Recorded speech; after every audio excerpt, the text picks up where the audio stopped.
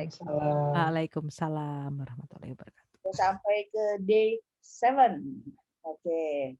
7. Kita di day 7 ini sudah melewati berarti 6 hari semua pemahaman yang diberikan yang esensial untuk mendirikan bisnis.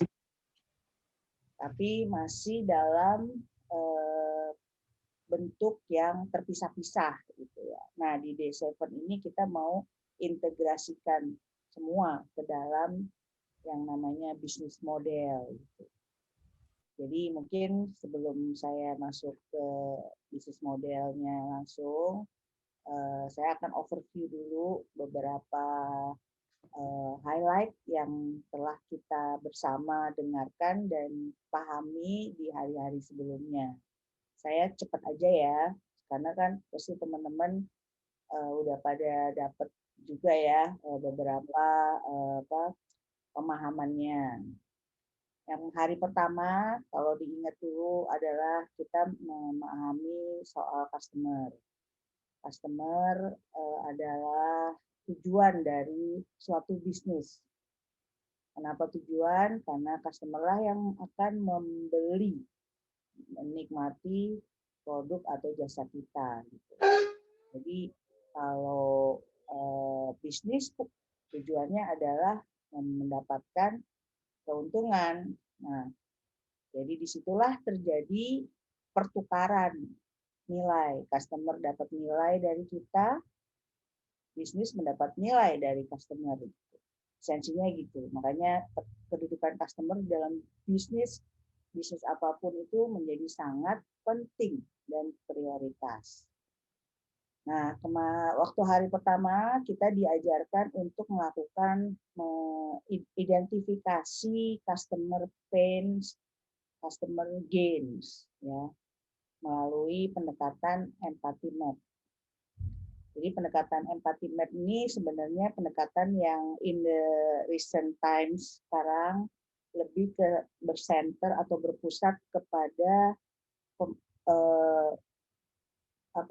pemenuhan atau kebutuhan dan keinginannya customer. Gitu. Jadi bukan kita punya produk, kita jual ke customer, bukan gitu. Tapi lebih kepada customer kesehariannya, lifestyle-nya, demografinya, psikografinya seperti apa. Nah, dia memiliki suatu behavior seperti apa. Nah, dari situ kebutuhan keinginannya apa dan gains and pains-nya apa gitu. Jadi lebih paradigmanya ke sana gitu. Nah, ini contohnya di sini saya menggunakan empathy map untuk Starbucks ya. Jadi Starbucks kita tahu persis bahwa penikmat kopi itu bermacam-macam ya. Memang ada yang pecinta kopi, ada juga yang ya occasionally coffee drinker ya. Kalau lagi break, misalnya kantor, sekolah, atau universitas gitu, atau pas family, pas ketemuan sama keluarga atau teman-teman. Dan juga bukan hanya coffee enthusiast juga, tapi juga no coffee drinkers. Dan sekarang kan lifestyle-nya ketemu atau meeting di luar ya, di luar rumah gitu. Waktu itu ya, ini sebelum pandemik. Nah, dari situ, dari behavioral semuanya itu dipotretlah ke gains and pains. Sehingga berdasarkan ini lebih enak Starbucks untuk meng-create sebenarnya jasa atau solusi apa yang diberikan kepada customer-nya. Gitu. Kalau sudah dipetakan gains and pains. Jadi guys, sekali lagi ya, customer harus dipahami persisnya, gitu ya, supaya kamu bisa lebih spesifik gitu. Jadi value yang kamu berikan itu pada customer itu seperti apa. Oke, next di hari ke-2 ya, kita bicara tentang bagaimana sih melakukan identifikasi profil dari personality seseorang. kalau bagi kita yang ingin merintis bisnis, berarti kita harus memahami kita dan teman-teman kita yang akan bekerja sama. Tapi kalau itu digunakan sebagai ilmu untuk memahami customer, itu juga bisa. Berarti customer kita itu kita harus berpikir seperti customer yang customer pikir gitu. Itu akan mempengaruhi atau kita akan bisa dapat insight cara pengambilan keputusannya gitu. Apakah customer kamu itu cara pengambilan keputusannya itu apa cenderung lebih ke rasional atau cenderung lebih ke emosional. Nah, berdasarkan itu kamu bisa melakukan inovasi-inovasi atau marketing yang sesuai dengan prototype atau karakteristik customer kamu.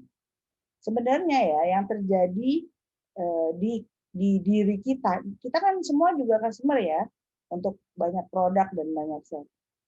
Kalau disimplifikasi sebenarnya model dari perilaku konsumer ini seperti ini sih. Jadi yang sebelah kiri itu nggak usah terlalu serius ya guys, itu merupakan stimulus yang mempengaruhi kita. Pasti kita pernah melihat apa ya, pasti company kan pasti ada marketingnya ya, pernah lihat produknya, lihat harga, lihat di place-nya di mana, kemudian lihat campaign-nya seperti apa, atau memang stimulus-stimulus yang lain yang sifatnya non marketing, misalnya secara cultural ya, misalnya kita traveling atau secara politis karena memang pemerintah menggalakkan misalnya mulai pengen ke mobil listrik, jadi kan kita jadi apa ya mobil listrik ya seperti itu, technological dan ekonomi. Ini semuanya ini mempengaruhi kita sebagai konsumen, ya, sehingga mereka akan ada proses di kita kan untuk menentukan proses pembeliannya gitu. Yang pertama pasti kita tahu saya butuh apa, problem recognition, gitu kan. Yang kedua pasti information search, ya pastilah ya, terus mengevaluasi dan akhirnya membeli. Kira-kira gitu ya guys, model dari consumer behavior. Jadi kalau kamu bisa memahami konsumer sampai ke level tidak hanya saja identifikasi pain and gains-nya, tapi juga bagaimana perilaku mereka dipengaruhi dan mereka sendiri step-stepnya dalam melakukan pengambilan keputusan itu ya yang sangat berharga sebenarnya, sehingga kamu bisa mendesain bisnis kamu mendekati customer seperti apa yang efektif. Oke, day 3 kita bicara soal marketing dan innovation. Ngapain sih sebenarnya innovation dan marketing?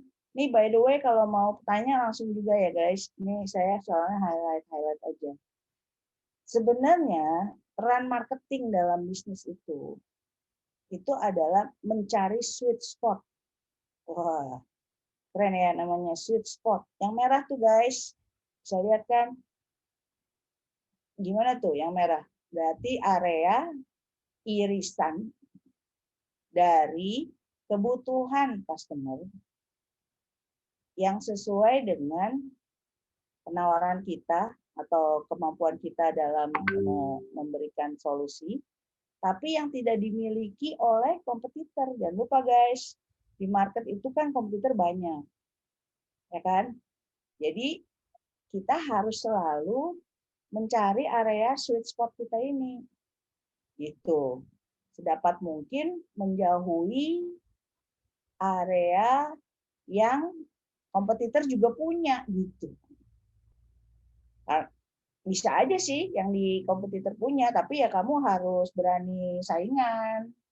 Nah, kalau kamu saingannya saingan apa dulu, gitu kan? Berarti saingan produknya, kualitasnya gimana, terus harganya, terus misalnya ketersediaannya di mana aja, kamu udah sampai gimana coveragenya, atau mungkin marketingnya agresif nggak kompetitor atau enggak. Itu sweet spot tuh guys. Oke, jadi Tapi sweet spot ini harus selalu ada di area yang memang dibutuhkan customer-nya. Kalau enggak, ya ngapain juga gitu kan, nggak ada yang beli dong. Oke, gitu guys. Jadi nanti ini diperdalam lagi di besok nih untuk bisnis strategi ya. Kira-kira seperti itu guys. Next hari berikutnya kita bicara soal resiko. Resiko tuh apa sih? Resiko bisnis kan kemarin udah disampaikan tuh ya, didiskusiin banyak yang terkait. Nah, kenapa kita harus menantang resiko ya? Ya, karena bisnis itu harus tumbuh guys. Kalau lihat gambarnya, ini apa sih coret-coretan begini? Nah, sumbu X yang mendatar itu adalah sumbu waktu guys. Jadi sejalan dengan waktu, bisnis itu mengalami perubahan. Ya, nah perubahan itu akan dilihat dari pendapatannya guys, salesnya itu. Jadi bertambah besar suatu bisnis dengan bertambah nilai penjualannya. Cuma kalau kita nggak ngapa-ngapain, ya guys, itu bisnis life cycle-nya akan turun sendiri guys. Ya, itu yang di grafik yang pertama tuh, yang dari nol terus kan nggak diapa-apain, dia akan melandai sendiri guys. Gitu. Soalnya kamu nggak mau nanggung resiko. Ya kan, lama-lama kompetitor kayak tadi sweet spot-nya ketahuan kamu. Ya kan? Ya udah, jadi kamu akan melandai dan akhirnya decline. Jadi waktunya ya mungkin cuma berapa bulan atau cuma setahun gitu. Nah, makanya guys harus ada upaya-upaya nih. Apakah satu, contohnya di situ, apakah penetrasi pasarnya diperluas. Yang tadinya belinya sebulan sekali guys, apakah bisa dia belinya 2 kali sebulan? Misalnya, apakah bisa dia sekali beli 50.000, apa mungkin nggak ditingkatkan sekali beli bisa 100.000. Misalnya kayak gitu tuh guys, itu market penetration namanya. Ya, jadi dengan customer yang ada, kamu coba untuk lebih mengeksplor kemungkinan potensi pembeliannya dia gitu. Ya, nah itu perlunya inovasi sama marketing juga guys. Apalagi kalau kamu nanti yang ada produk yang lebih baru, misalnya tadi kopi ada mungkin yogurtnya yang dijual atau cake-nya yang dijual, kan jadi bertambah gitu variannya. Ya, yang terakhir market development. Waduh, ternyata nggak cuma Jakarta aja, kita buka cabang di Bandung, kita buka cabang di Jogja, di Surabaya gitu misalnya. So, biar terus guys grafiknya itu kalau udah mau melandai karena kita melakukan upaya naik terus, jadi nggak turun-turun guys, gitu loh. Itulah namanya istilahnya business life cycle. Jadi menghadapi resiko itu dalam artian untuk gimana meningkatkan dan memperpanjang siklus hidupnya dari bisnis. Gitu. Kira-kira gitu ya guys. Kalau udah terjebak di comfort zone, kayaknya sekarang enak ya, nggak ngapa-ngapain, saya udah ada order kok. Tapi belum tentu guys.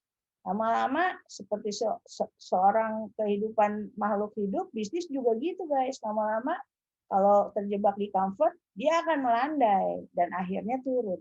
Gitu. Nah itu disitulah antara mengambil resiko dan mengkalkulasi resiko serta mengantisipasi resiko yang ada, itu seninya. Makanya dibilang bisnis itu seni gitu.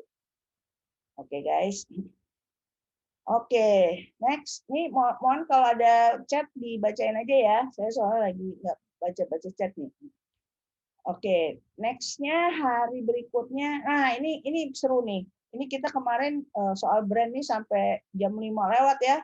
Nah, nanti ya guys, kita akan ngomongin lagi di hari Kamis guys. Jangan lupa ya. Ini nanti sama Mbak Ida kita akan bicara konten marketing lebih spesifik lagi gitu. Gitu ya. Apa sih bedanya branded content sama konten marketing? Kita udah langsung aplikasinya aja guys. Oke, karena brand itu seperti halnya yang sudah didiskusikan waktu itu kan sebagai pembeda ya, antara lain sweet spot itu adalah brand gitu, antara lain ya.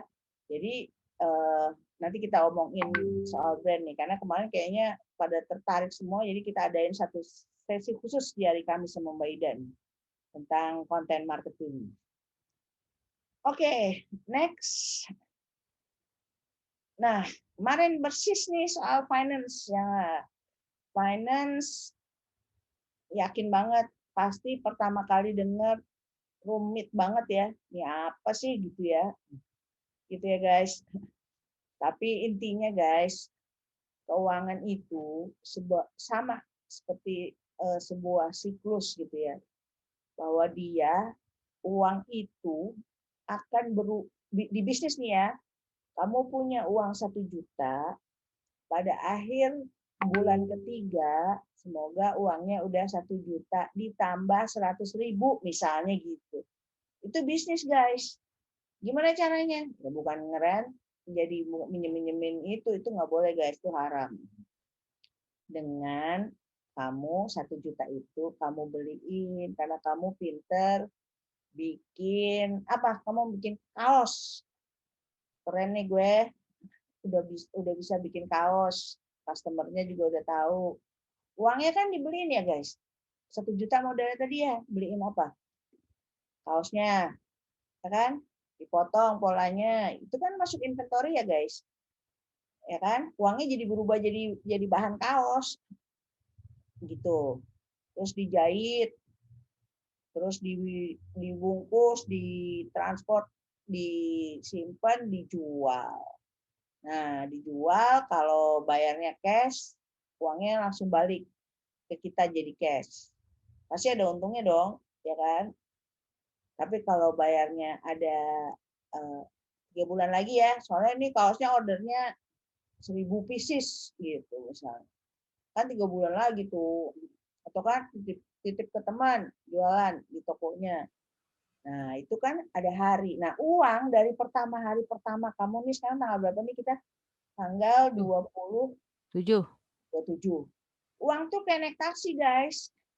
Sejak kamu pegang 1 juta di tanggal 27, besoknya ya, tanggal 28, itu sebenarnya uang itu kayak ada argometernya, guys. Sebenarnya kalau kamu masih pegang tanggal 28 itu 1 juta, secara bisnis kamu tuh rugi.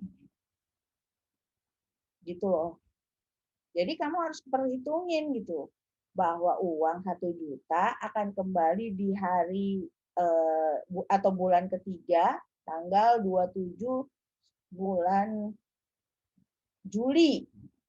Itu udah jadi misalnya 1.500.000 gitu guys hitungannya. Soalnya kalau kamu punya uang 1 juta, pilihannya selain melakukan bisnis, bisa aja kamu beli obligasi, atau beli atau tanam di bank deh, tabungan. Itu bunganya berapa? Nah, gitu guys. Itu bisnis itu selalu membuat perbandingan. Uang kalau digunakan di bisnis akan menjadi berapa dibandingkan uang disimpan aja di bank gitu misalnya. Tanpa resiko kan kalau di bank ya. Gitu. Gitu guys. Nah, jadi makanya keuangan itu menjadi penting mengelola supaya uang 1 juta itu balik lagi. Saya cuma periode contoh aja ya, di 3 bulan misalnya 1,5 juta gitu. Karena kamu udah berhasil membeli bahan kaos, menjahitnya, mendistribusikan, mengirimnya, terus pelanggannya juga setelah terima cocok baru bayar. Nah itu prosesnya 3 bulan tuh harga jual kali unit yang dijual tuh udah hasilnya jadi 1,5. Jadi kamu ada margin jadi ada margin 500.000 guys. Gitu loh kira-kira. Ayo tanya dulu di sini. Ini soalnya penting nih buat keuangan, pemahaman bisnis. Ya, jadi yang penting dipahami tuh gitu guys prinsipnya. Jadi uangnya harus dianggap seperti naik taksi. Kalau uang diam, nggak jadi uang lagi, atau malah diemnya itu cuma jadi tadi kamu beli bahan kaos, numpuk di lemari kamu bahan kaos lagi, itu namanya bisnisnya belum uangnya belum berubah lagi ke bentuk uang lagi. Makanya masih dalam persediaan. Apalagi persediaan rusak lagi. Kalau kaos sih mungkin enggak ya. Kalau makanan di persediaan rusak, ada resiko guys. Itu ya, kira-kira gitu. Mudah-mudahan bisa dapat gambaran utuh dari bisnis. Sekarang saya masuk ke bisnis model. Sampai sini ada yang ini nggak ditanyakan? Silakan. Ada yang bertanya nih. Gimana? Dari dia. Yes. Dia bertanya, semua yang sudah ini, apakah ada yang perlu lebih diunggulkan atau semuanya perlu seimbang? Oke. Ya, kalau dari hari ke hari, semuanya penting. Cuma kalau dibuat prioritas, kalau diurutin, ya memang harus customer dulu. Dia customer itu first thing first-nya lah gitu. Ya, semuanya penting, walaupun nanti gue kayak Boy Williams lagi diurutin dari paling bagus sampai paling jelek gitu ya. Jangan gitu ya, nggak boleh. Semuanya penting, tapi memang kita harus melaksanakannya itu secara berurutan. Karena kalau berurutan lebih enak. Kalau udah tahu customer-nya, terus kita secara tim bisnisnya yang mau kita kerjain nih, kayak kita nih, misalnya ada yang kumpulan orang gitu ya, yang punya visi sama, ayo kita bisnis yuk gitu. Oke, kamu bagian ini, kamu bagian itu. Nah, ini personality-nya udah tahu semua. Oke, udah. Nah, gimana nih? Inovasi apa, marketing apa yang mau kita sepakati gitu kan? Ya kan, tadi sweet spot-nya di mana? Mulai penentuan, nih segmen targetnya ini. Kan tadi udah memetakan pakai empathy map nih. Jadi berarti gen creator-nya ini, pain reliever-nya ini. Jadi kita kasihlah kaos yang desainnya seperti ini, harganya segini gitulah. Ya. Nah, baru habis itu kita harus tahu resikonya. Resikonya apa? Waktu itu kan bilang resikonya kalau ada produk kualitasnya gimana, memastikan kualitasnya, kemudian gimana supply-nya, pasokannya gitu. Oke, kayak gitu guys. Terus habis itu barulah kita ngomong brand, mau di branding seperti apa, dengan cara apa. Nah, baru kita mulai menyusun atau membuat formula-formula untuk masalah pengelolaan keuangannya. Saya butuh modal berapa sebenarnya? Duitnya dari mana modalnya? Pinjam dari mama, boleh. Mau pinjam dari bank, kalau ada agunan, boleh. Mau modal sendiri, boleh. Atau kerjasama sama teman kita, ternyata suppliernya material kaosnya, gue mau buat nih desainnya gini, lo juga kan supply ini apa material kaosnya. Yuk kita kolaborasi. Oh, boleh oke lagi tuh gitu. Ya, jadi intinya memang seperti yang kemarin disampaikan, ini harus ngalir seperti berenang, ya. Kalau udah sampai saatnya kalau mau mulai, ya memang harus dimulai, tapi jangan takut. Maksudnya ini kita memberikan pemahaman-pemahaman untuk kamu tahu dan mengantisipasi.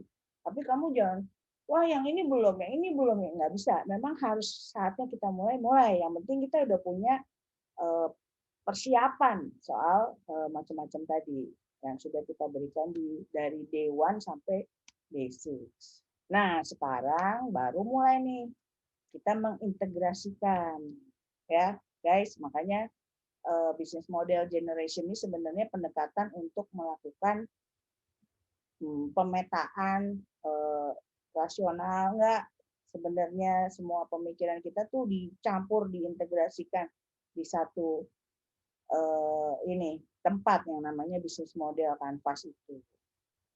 Ruwet banget ya backgroundnya. Nah itu emang mulainya emang ruwet kita, ya kan?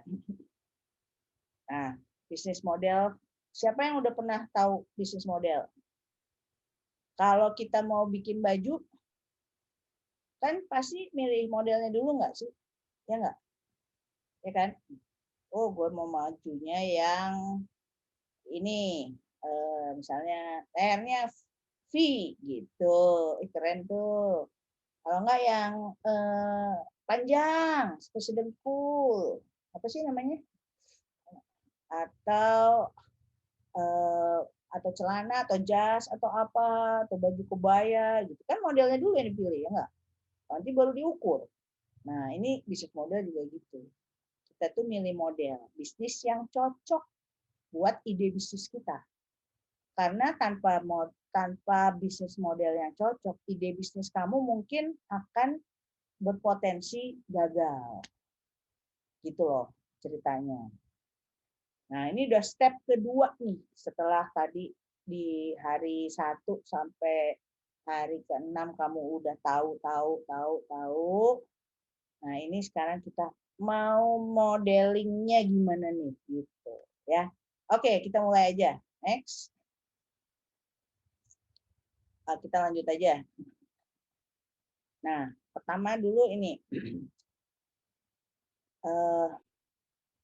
Bisnis model ini sebenarnya seperti menghubungkan antara customer kita dan proses produksi kita dan suppliernya. Sampai di sini ada yang udah ini belum? Udah familiar belum sama bisnis model? Kita lanjut aja. Next. Next. Langsung ke ini aja. Next. Biar cepat. Next lagi. Oke, nih. Jadi kita tuh pertama mulainya dari kanvas dulu ya. Kanvas, namanya juga kanvas ya. Kanvas itu berarti gimana? Tempat kita mau melukis, ya kan? Kita mau gambar, kanvas. Gitu. Terus yang kedua, kita identifikasi pattern-nya, polanya, ya kan? Terus baru desainnya. Nah, dari situ dulu itu proses produksinya, guys. Jadi esensi dari bisnis model sebenarnya adalah melakukan proses penciptaan, creation, production itu kan creation ya, dari mulai konsep sampai wujud nyatanya. Terus habis itu baru strategi dan prosesnya. Ya, sampai sini kira-kira kamu udah tahu kan ya bisnis model kanvas kebanyakan udah pada tahu ya. Nextnya coba deh, Tante Kak Ratna. Kan modelnya kayak gini ya. Ada macam-macam kotak-kotak. Apa pula ini? Ini ibaratnya kayak kamu posisinya ingin di tengah tuh ya, memberikan hadiah kepada seseorang. Oke. Nah, hadiah itu kamu buat melalui serangkaian aktivitas dan modal atau sumber daya yang kamu punya bersama key partner yang kita punya juga gitu. Bentuknya hadiah, nih mau dikasih hampers. Nah, hadiah ini diberikan ke yang mau kita kasih hadiah itu dengan cara channel diangkut pakai apa dan dengan sentuhan seperti apa gitu. Gitu guys. Sebenarnya bisnis model itu. Jadi dengan kata lain, kamu harus bisa memetakan ya dari mulai nol membuat hadiah berdasarkan hadiah yang sudah kamu akan rancang itu ke customer kamu. Semuanya diurutin tuh satu-satu. Nanti kita bahas satu-satu. Kira-kira gitu. Nah, sekarang kok kenapa pendekatannya bisnis model kalau kayak gini? Kenapa kira-kira nih? Aida atau Mbak Rika, Mbak Ratna, kira-kira gimana nih? Kalau ngelihat kayak gini. Kenapa kok ini 9 blok ini yang perlu kita perhatikan untuk memikirkan bisnis model?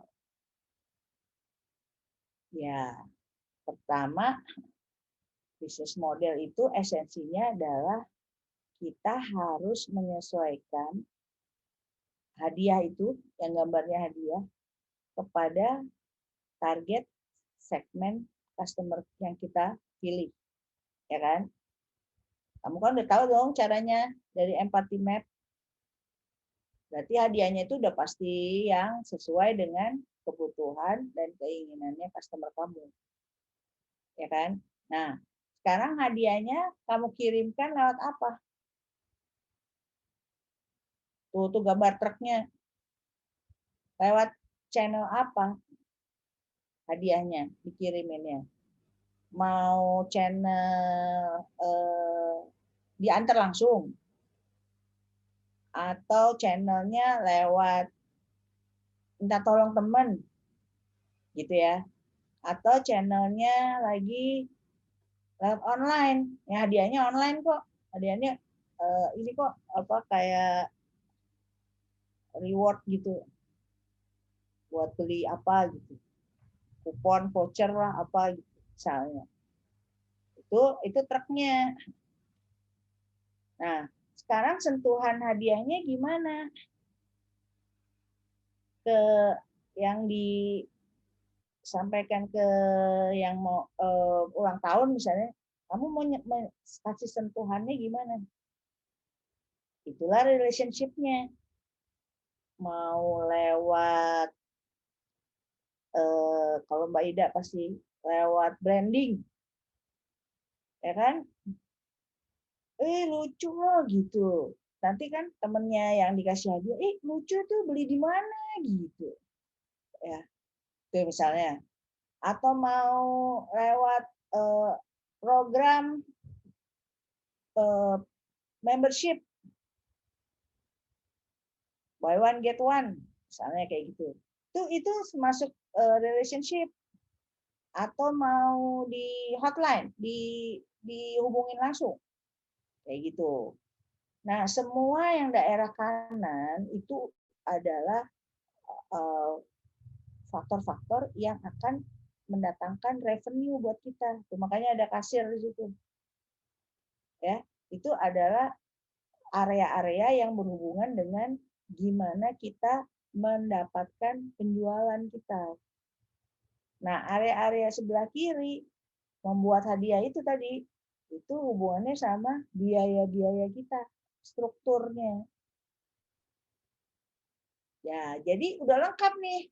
Kalau ini dibawa, kalau kamu udah bisa nyusun seperti ini, ide bisnis kamu ngomong sama siapa? Orang-orang itu harus udah bisa ngerti orangnya, itu berarti kamu udah nyusunnya udah benar. Make sense gitu. Kalau orangnya nggak ngerti gimana ya caranya itu?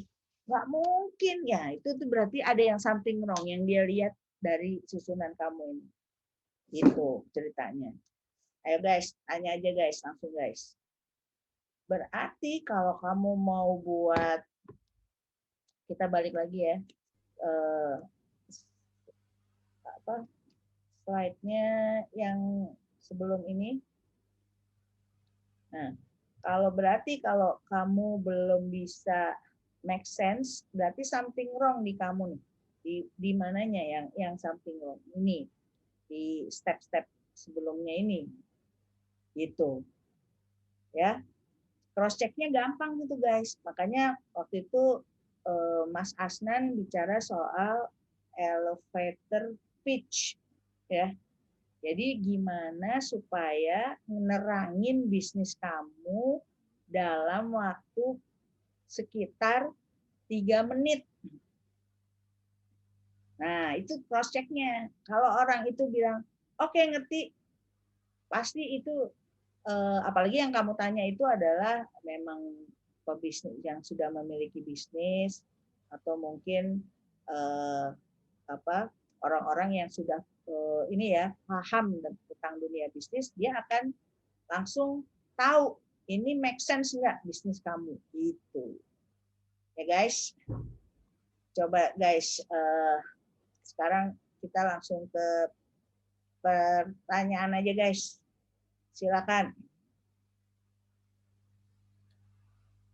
Kalau nggak Mbak Ida, Mbak Rika boleh loh nanya juga ke Mbak Ratna. Jadi Mbak Ami, Ya. 9 building blocks itu kayak cetakannya ya. Iya, kira-kira gitu. Kalau kita mau bikin perencanaan bisnis gitu kan, elemen-elemen itu ya kita masukin gitu kan. Betul. Kita mau menuju customer kita kayak apa nih, terus delivernya maksudnya distribusinya kayak apa gitu ya. Jadi tinggal masukin ke situ gitu ya. Ini ngebantu banget nih membentuk namanya cetakan, jadi udah lebih gampang kita ngebayangin ya kayak apa nih jalannya bisnis yang kita rencanain gitu. Yes. Jadi memang karena posisinya di tengah tuh, betul sekali tuh Mbak Ida. Jadi sentralnya adalah gimana kita bisa membuat hadiah itu kan. Itu kan sentralnya tuh. Kalau dari sisi kiri, bisa nggak kamu buat hadiah yang seperti kita rancang seperti ini? Ya. Dengan aktivitas yang kamu lakukan, aktivitas bisnis yang terkait ya, yang kamu lakukan, kemudian sumber daya yang kamu miliki, serta partner-partner bisnis yang memang mendukung kamu, baik itu supplier, baik maksudnya suppliernya ada, dia sudah mau bekerja sama kamu dengan kamu, atau misalnya kamu udah dapat izin, itu key partnernya siapa? Perizinan, pemerintah misalnya. Kalau makanan tuh misalnya Badan POM gitu, perizinannya itu key partner itu ya. Jadi gitu guys. Hadiahnya itu yang sesuai yang kita rancang itu harus bisa dilakukan oleh area atau blok yang 3 ke belakang ini, activities, resources, dan partners. Intinya gitu. Nah, udah ya, kita Kita mulai dari tengah lagi. Nah, hadiahnya gimana bisa sampai ke targetnya? Gitu. Kita perlu ada jembatan kan? Jembatan channelnya dan jembatan semacam sentuhannya gitu. Kalau istilahnya bisa aja sih kalau yang praktis itu namanya pull and push. Jadi pull itu yang kita dorong untuk hadiah kita itu bisa sampai ke customer segmen. Kalau push. Kalau pull itu ya itu dengan kita branding, kita buat konten. Nah, itu customer jemput sendiri tuh. Ke situ, ke hadiahnya kok lewat yang hati itu loh. Itu relationship kan. Gitu kira-kira. Nah, semuanya udah nih, ujung-ujungnya duit. Mendatangkan revenue kah dia aktivitas yang area kita sebelah kanan ini, ya kan? Kemudian tadi aktivitas sebelah kiri kan pasti keluar biaya dong, ya kan? Nah, sekarang tinggal bisnis yang sehat adalah revenue dibandingin cost-nya itu masih ada marginnya, ada profitnya gitu. Kalau kamu ribet banget di area belakang, sehingga cost-nya menjadi lebih tinggi daripada revenue-nya, ya itu berarti bukan bisnis model yang cocok buat kamu. Gitu, berarti ada yang harus dibongkar nih guys. Kira-kira gitulah cara berpikirnya. Nah, kalau dengan selembar ini kamu udah bisa nulis poin-poinnya, kamu bisa jelasin ke orang, udah langsung. Sekarang tuh kan banyak loh angel investor. Jadi mereka membantu memang kasih dana buat kita merealisasikan bisnis. Bagi mereka apa? Bagi mereka sebenarnya lebih kepada partisipasi mereka ke ide itu ya misalnya. Kedua, dia juga berkepentingan dia sebagai owner nanti kalau bisnisnya customer base-nya udah gede, ya dia bisa jual. Gitu. Itu kira-kira gitu guys. Ya. Ini bisnis model nih. Gitu. Jadi pengetahuan kita yang dari hari pertama sampai hari ke-6 itu sebenarnya gunanya untuk kamu ngisi-ngisi masing-masing blok ini. Gitu. Kamu mau ngisi bloknya hadiah, ya kan? Hadiahnya seperti apa? Gimana cara ngisinya? Ya kamu harus tahu dong segmennya yang mana, ya nggak? Makanya empathy map. Gitu. Udah tahu nih segmennya mau pain sama gain-nya ini. Nah, berarti di hari ketiga tuh sama Mas Asnan bicara marketing. Nah, itu gimana membuat hati dan gimana membuat truk itu bisa langsung ke customer segmennya, mendelivernya gitu, guys. Ya kan? Ini area-area yang hubungannya sama revenue. Nah, tentang resiko, kemudian tentang keuangan, itu urusannya nih banyak ke cost nih, ya enggak? Ya kan? Harus diperhatiin nih, guys. Gitu. Silakan kalau ada yang mau nanya supaya nggak bingung-bingung ininya. Tapi sepertinya sih udah kegambarkan ya istilahnya bisnis model ini pendekatannya seperti ini gitu. Jadi kita bisa kalau kita sebagai dokter kita bisa tahu cocok enggak ini. Berat di kiri nggak bisa jalan. Berat di kanan jalannya terseok-seok nanti karena kamu nggak punya aktivitas partner dan resources yang mendukung. Misalnya gitu. Seok-seok kamu, customer segmen banyak. Tapi karena kamu nggak punya yang mendukung sisi kiri, hadiahnya kualitasnya nanti jadi rendah. Itu misalnya. Ya. Oke, next-nya adalah Saya diingetin loh ya waktunya, Pak Ratna. Next-nya kita bicara apa ya? Sebentar.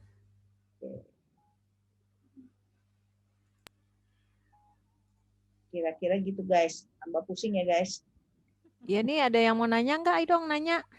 Mumpung nih, mumpung. Hari ini kita bisa kayak diskusi modelnya.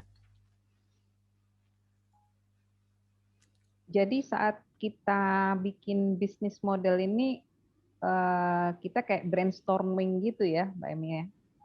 Jadi nggak bisa sendirian dong kalau kayak gini ya. Kita perlu bicara, kita perlu diskusi, perlu tim lah gitu ya.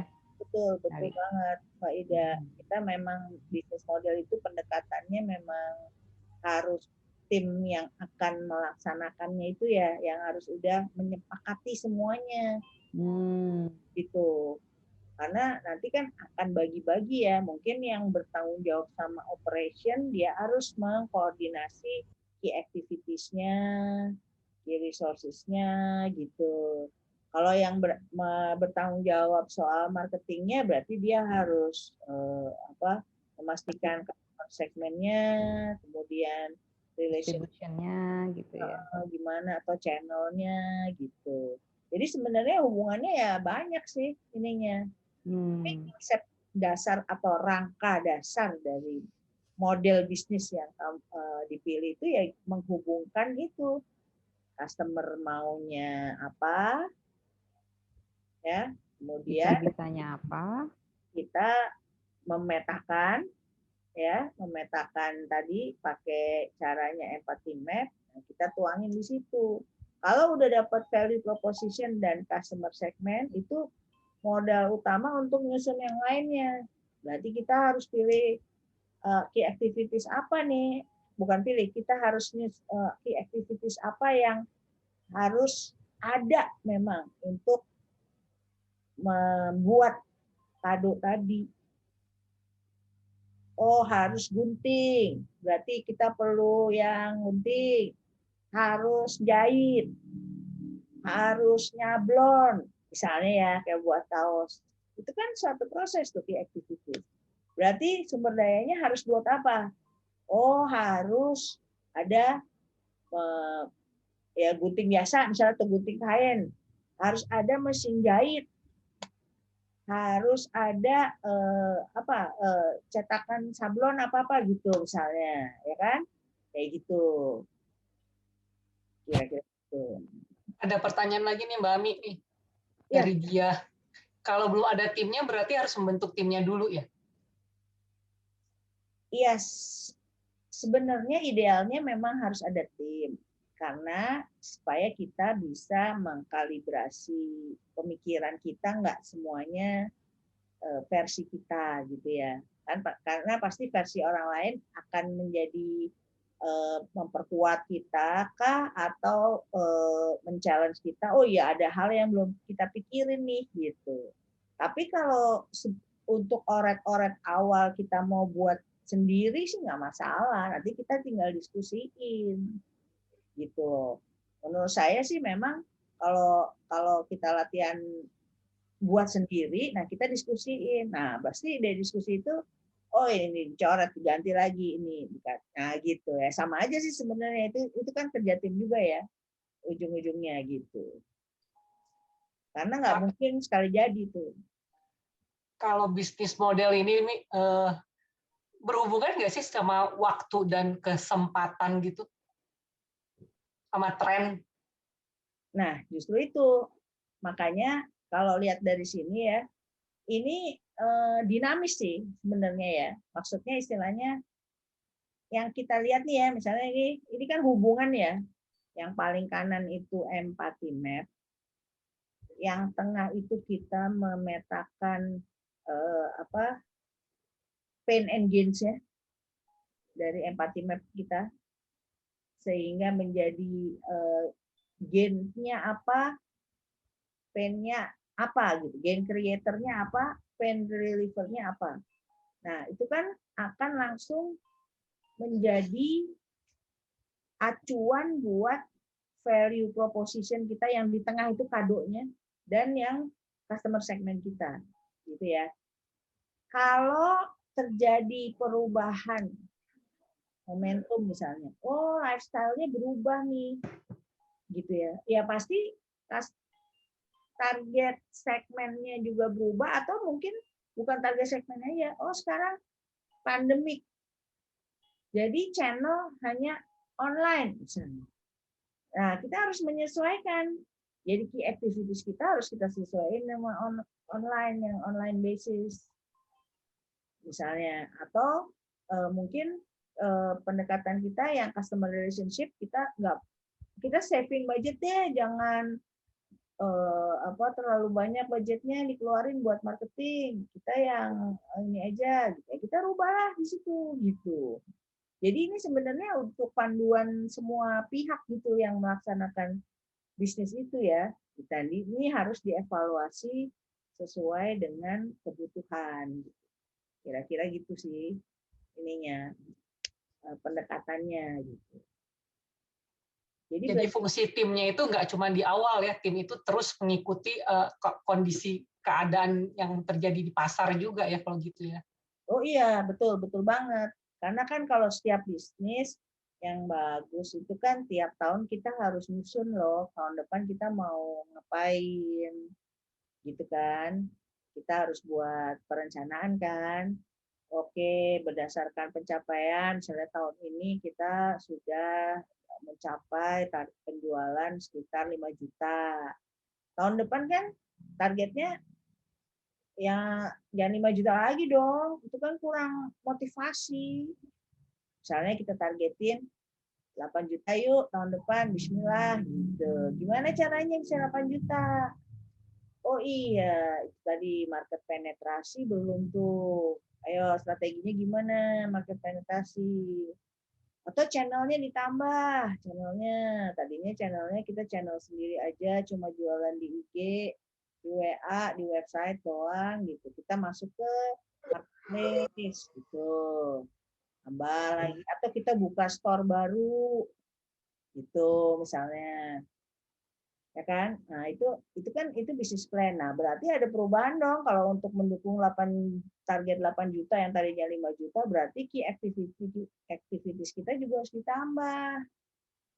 Misalnya mesin jahitnya harus ditambah dong misalnya, atau aktivitasnya ternyata ini perlu desain yang baru karena mau target marketnya di expand ke anak-anak juga gitu. Oh desain baru, key activitiesnya harus nambah lagi desain yang baru gitu.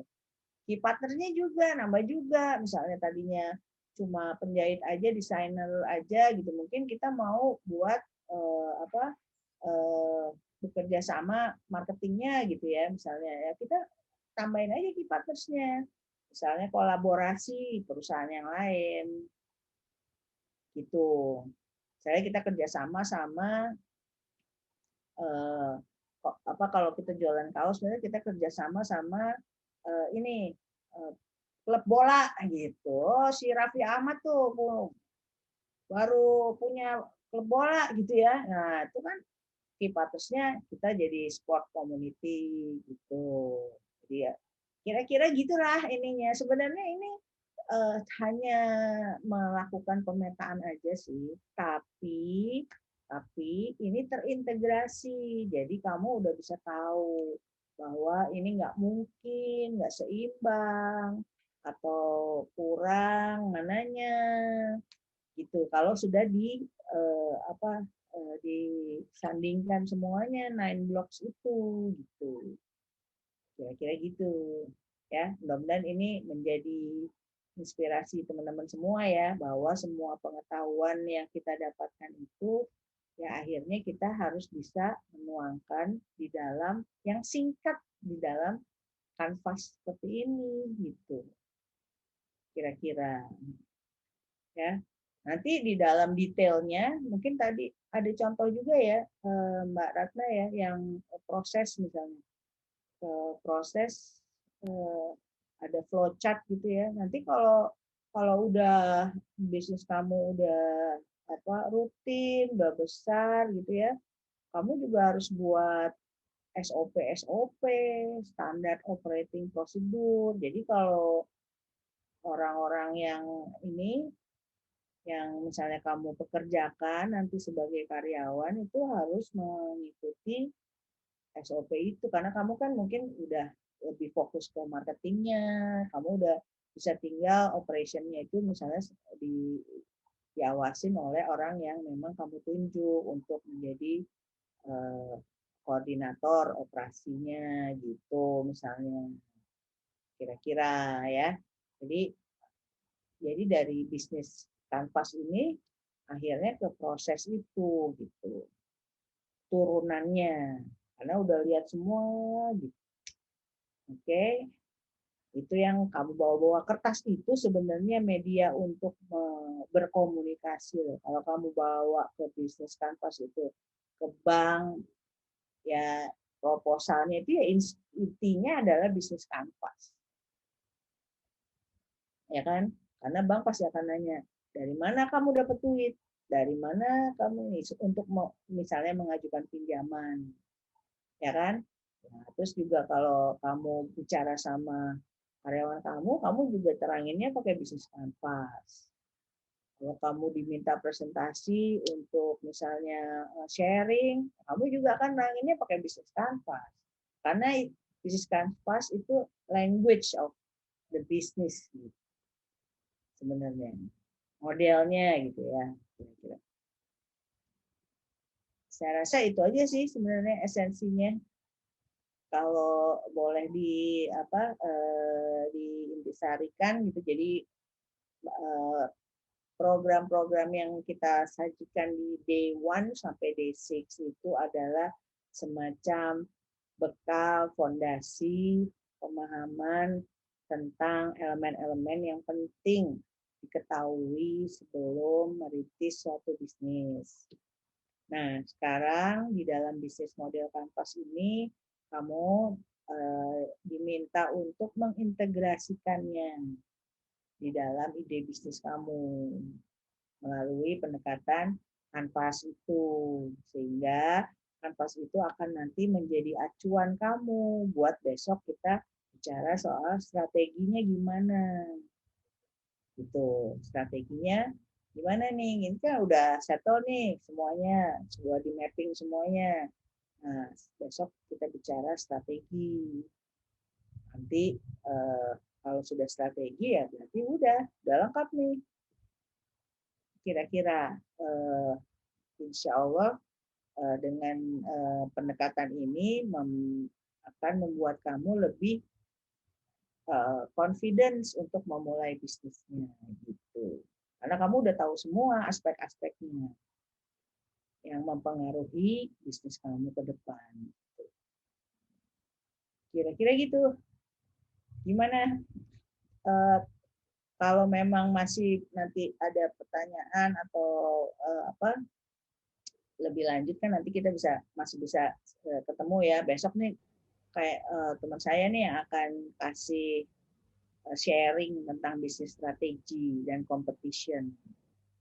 Ya. Nah, kita anggap dengan berakhirnya sesi ini seluruh aspek yang relatif secara internal yang kamu kendalikan untuk bisnis kamu sudah diberikan semua.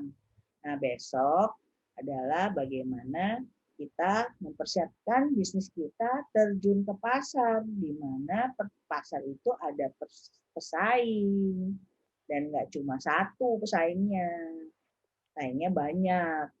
Nah, gimana kita menghadapi market dan strategi apa yang tepat yang akan kita jalankan. Kalau misalnya kita itu baru masuk sementara pesaingnya udah besar-besar, strategi apa yang tepat ya gitu. Mau head to head atau gimana gitu. Ya, atau misalnya pilihan strateginya apakah kita fokus kepada produknya, kita selalu mengeluarkan produk-produk yang relatif inovatif. Boleh. Berarti konsekuensinya apa di bisnis kanvasnya? Key activities-nya ada research and development-nya kamu harus kuat loh gitu. Kalau strateginya pilihannya itu, ya kan? Atau kamu mau keluarin produk-produk yang harganya kompetitif, gitu. Berarti kamu harus remake lagi tuh bisnis kanvas kamu, komponen-komponennya supaya lebih efisien semuanya, gitu. Atau misalnya yang ketiga, kita ngomong differentiation strateginya, supaya nggak terjebak di murah-murahan atau selalu keluarin produk yang lebih unggul gitu ya. Kita bisa buat differentiation. Gimana caranya? Ya relationship-nya itu, brand-nya itu yang diperkuat. Berarti inovasi di marketingnya gitu. Kira-kira gitu teman-teman ya, gambarannya secara keseluruhan gitu, keterkaitannya masing-masing. Nah, zaman sekarang sih memang brand itu menjadi salah satu enabler buat bisnis ya. Apalagi brand sekarang kan nggak perlu yang jor-joran. Makanya di hari Kamis itu akan dibahas tuh gimana melakukan konten marketing gitu.